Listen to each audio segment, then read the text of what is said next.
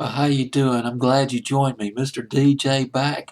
I've decided I'm gonna do Sock Hop Week. This particular week between let's see, September 21st, 2015 to September 28th, I guess. This whole week, just devoted. Well, the nights that I'm doing the videos devoted on the Sock Hop records, going back from 1955 through 1963. I want to go back to Billboard magazine, September 24th, 1955.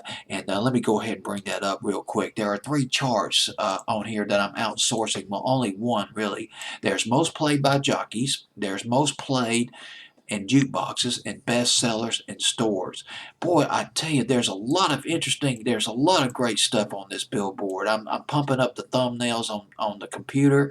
Lots of got a Nat King Cole commercial. There's the honor roll of hits. And below this, now get this, Pat Boone off the Dot record label. There's a big giant advertisement. Pat Boone with his third straight hit, a great two-sider at my front door, which was done by the El Dorados. That was his cover of the R&B pop hit 1955, and No Arms Can Ever Hold You. I believe that's the B side to it. And as you go down, there's a lot more. As Lawrence Welk, America's hottest band off the Coral record label, Lawrence Welk, the champagne music of Lawrence Welk, and America's hottest albums, list America's hottest albums as of 1955. September release. The stars are out on the Coral record label. Steve Allen coming out with a new album called Tonight at Midnight in September 1955. And there's Lawrence Welk and his Singing Strings, and that's in 1955. That's going to be coming out. Mel Torme at the Crescendo rather, as another album that's coming out. But I want to go back. Let me go back. Hang on, I'm getting the hang of these thumbnails, these pictures. Let me go back to most played in jukeboxes. Yellow Rose of Texas, number one on most played by jockeys, and Ain't That a Shame by Pat Boone, most played in jukeboxes.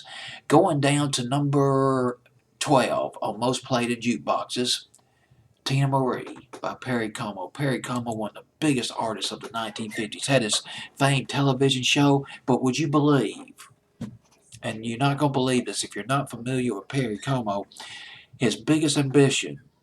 Now, he learned how to play instruments when he was a kid. Don't get me wrong. He learned how to play the trombone, the guitar, organ. He never took any voice lessons, although he's got a fantastic singing voice. But one of his biggest aspirations was to become a barber. Trained to become a barber when he was very young. Got his first chair when he was 13 years old, although he had to stand on the stool to cut the hair. And by the time he was 14, his dad decided that, hey, he's good enough to have his own barber shop. Perry Como, at one time, one of his original ambitions become the best barber in his hometown of Canningsburg, Pennsylvania. Tina Marie, one of Perry Como's biggest hits, went to number 5 on Billboard's, well, I want to say Billboard's Hot 100. They didn't have a Hot 100 in 1955. That's why I'm outsourcing some of these most played on the jukeboxes charts. The song was written by a guy named Bob Merrill, Merrill, the second most popular songwriter on the UK singles charts. That was back in the 50s. This guy wrote How Much Is That Doggy in the Window? He wrote that. That was a big hit for Patti Page in 1952-53.